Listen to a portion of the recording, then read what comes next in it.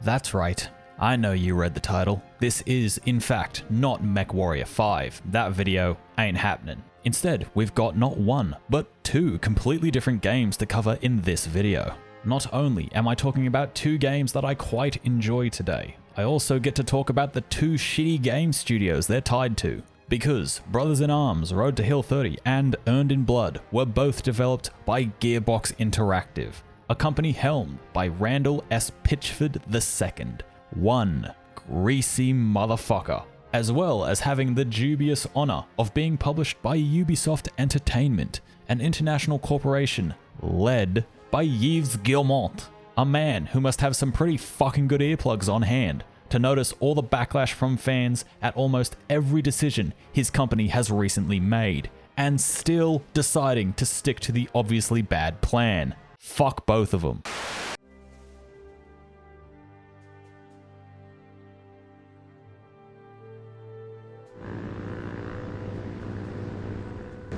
I never asked to be squad leader. Boy, have I got some news for you. Meet Matt Baker, voiced by, an undesirable. This is the dude you're going to be playing as for the next 6 to 8 hours or so, depending how bad you are with squad-based tactics games. And there's something to be said right now. Brothers in Arms is a similar project to the Band of Brothers TV show, in a sense that it's based around actual people who were actually in World War II and the events they experienced therein. Although as far as I could research, there was no real-life equivalent to Matt Baker or Joe Hartsock. So it's not that accurate on that front. However, the whole invasion of D-Day and elements of the 101st Airborne Division doing the things in-game, yeah, there's historical documents to back that up. Gearbox did see fit to bring along a retired colonel by the name of John Antle as a historical advisor to the situation, and he's done a pretty fucking alright job. Being the homie that has done his fair share of research on World War II, I need to state my bias right off the cuff. War is an abhorrent concept in its totality, but I respect the hell out of anyone willing to put their hands up to go potentially die somewhere very far away from their home, or in some modern day cases, in their own backyard. Doctors Without Borders, check the description. That's all I'm going to say. I think my recent family lineage with war and my general interest in the time period of Brothers in Arms absolutely plays a part with how much I enjoy it. So, going forward, you should take a grain of salt with everything I say. Like when I say the actual opening of the game is pretty fucking loud.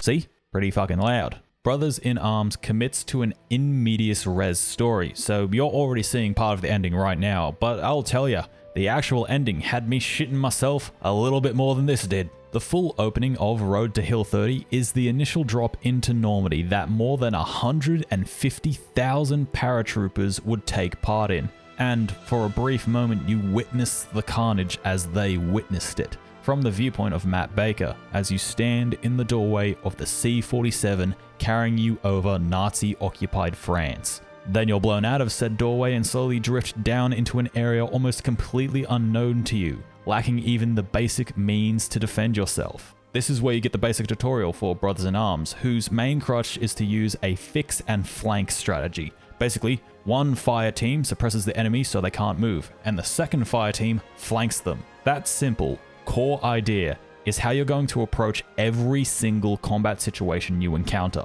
For the ones who have played this game, let me know if you're on side with this statement. Brothers in Arms is less of a tactical squad-based shooter and more of an active combat puzzle game. You're presented with a problem in the form of German infantry and armor, yes, you do fight tanks, and it's up to your brain to utilize the one or two fire teams that you control alongside the player character to render the opponent non-combative. Easier said than done in some cases. Like, to my mind, the game shines when you're in the open fields and hedgerows, where there's some room for you to move around. As a point for the game, it does a good job at planting recognizable bits of cover in the spots for you to solve whichever combat puzzle you're up to, so you're not left guessing as to which parts of the level are actual viable bits of cover for your AI partners. Because while I do love some of them for their death-dealing abilities, they can also be a bit stupid sometimes, and at times just kind of disappear.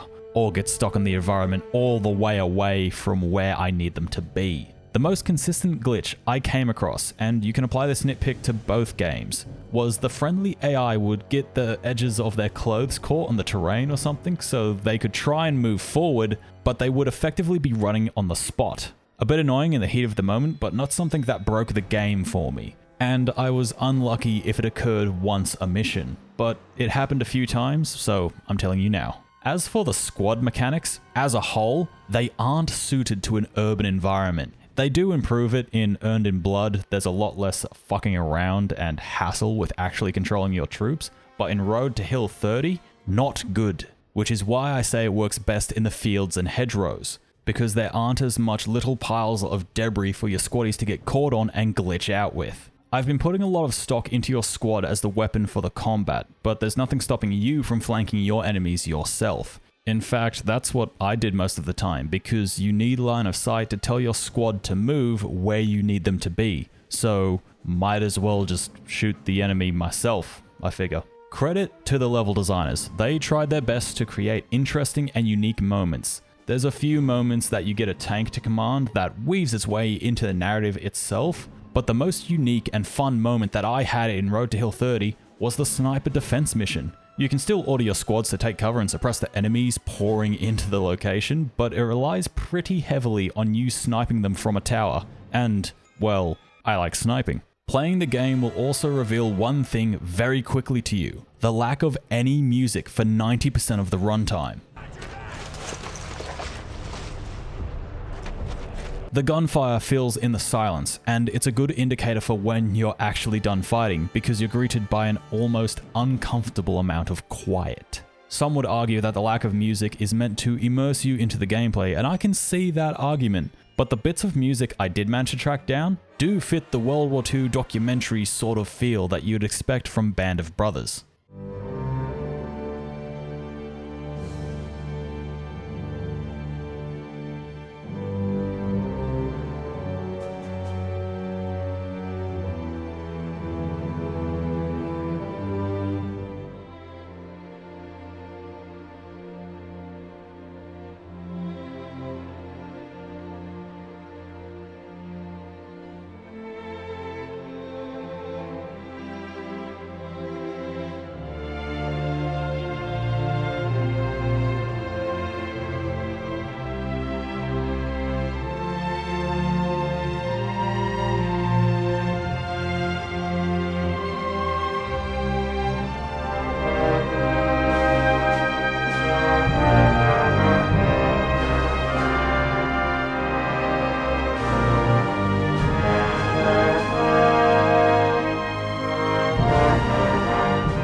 Absolutely suitable for the story being told between missions and in the sparing moments of drama where you control your character. 100%.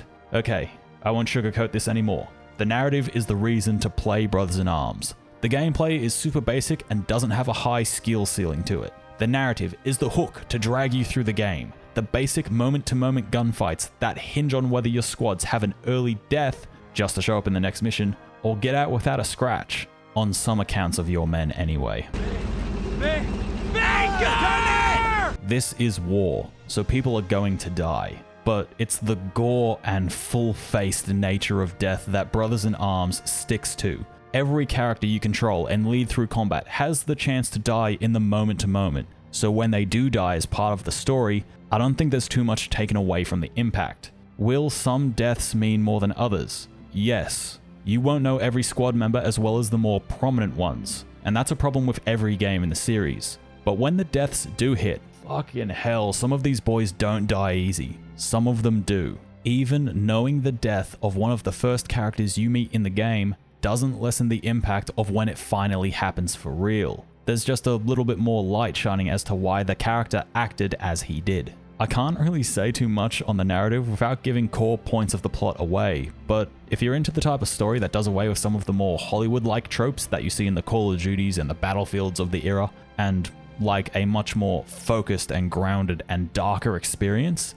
this game is for you. If I wasn't clear, I'm recommending this series to you. And the best bits only get better when you shift over to Earned in Blood. Firstly, Earned in Blood isn't a direct sequel to Road to Hill 30, not in my mind anyway. It's more like an expansion pack to me, like the old school versions you used to get. It uses the same engine, a lot of the same assets, takes place alongside the base game while making itself a more difficult experience and refining the bits and pieces that the base was missing. Exhibit A is the improvement to the cutscenes, which, from memory, there are only 2 of in Road to Hill 30. There's a bit more than 2 in Earned in Blood, and I'd say it's to the benefit of the experience. On top of the cutscenes, there's these little inner monologues at the start of a few missions. And just like the improved cinematics, I think they're a good addition to the narrative. Were you scared? That was the first time in the war I got the impression I was about to die. Why do you say that? I don't know. Something about the horses, maybe. I've had bad experiences with horses.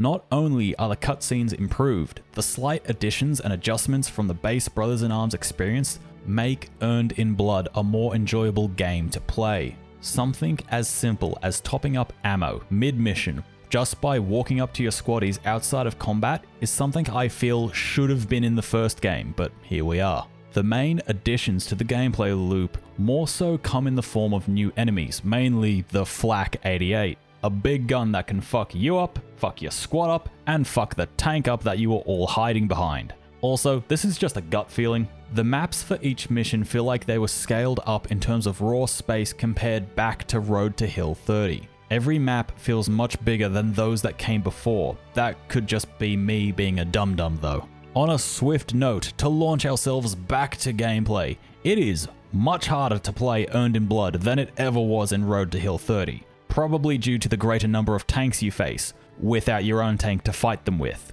And I don't know if I need to say this, as much of a bunch of badasses as the 101st Airborne were back in the big fuck up Mark II, charging a tank doesn't work out too well. The game does place rocket launchers you can use to destroy said tanks, but sometimes they're put in stupid spots. Like, talk about setting me up to fail right here. Like I said earlier, the narrative is the thing carrying the experience of Earned in Blood towards the finish line, and the game is ballsy enough to injure the player character and take away by far the most effective weapon of the entire experience that isn't a sniper rifle. My favorite parts are the moments of voice acting from Red Hardsock. Get it? His name is Red because his hair is red. Anyway, David McGarry does a good job of voicing a man at war who left his wife back home and has things that have clearly disturbed him and take a toll on his mental state. That's something shown with Baker in Road to Hill 30 as well, but to a lesser degree because you only hear Baker's monologue in between missions without the presence of any sort of cutscene. And for my money, that's the best sort of cross-section from the best part of Brothers in Arms, showcasing the mental strain war puts on people. Even the strongest man or woman can only take so much of a pounding before they've reached their breaking point. And the slow wearing down and mental fatigue from seeing your friends, the people you've spent 2 years training with, just for them to die in horrific ways and there's not too much you can do to stop their suffering is shown beautifully in Brothers in Arms. More war games need this sort of shit. Also, shoutouts to the fact that David McGarry also composed the soundtrack for Earned in Blood as well. He did a pretty good job.